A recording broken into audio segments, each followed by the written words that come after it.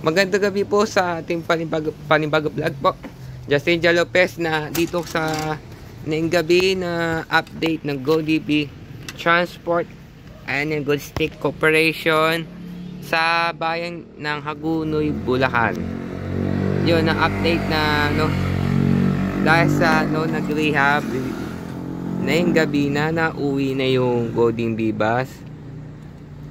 Na yung last trip na yung pa alas 7 ng gabi, papabukas ang first trip in 3:30 ng umaga. Medyo na bibiyahin papunta ko po Divisoria at Caloocan ay yung sa management po dito sa napauwi na yon. Zoom natin yung cam yung para yung buses na para saradong bintana, mga exclusives ng unit na GoDB Transport and Logistic Corporation. Kanina po nakaroon ng nanakaw ng picture na aring copyright in Code of the Philippines. Interactive ng unit mga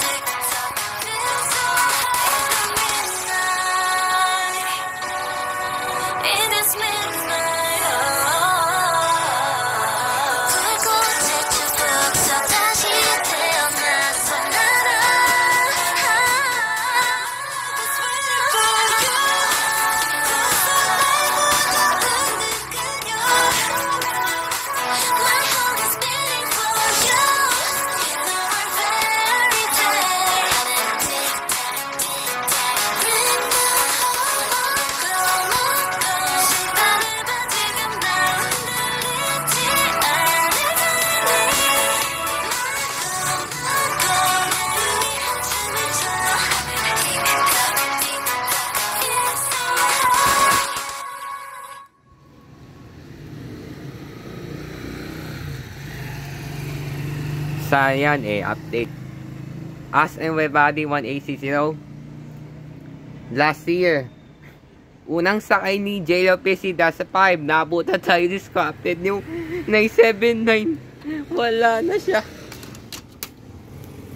Nakasakay na po ng kasi nabulan yung 180 train First North noong July 7. Catch natin ni Justin John Vincent Channel.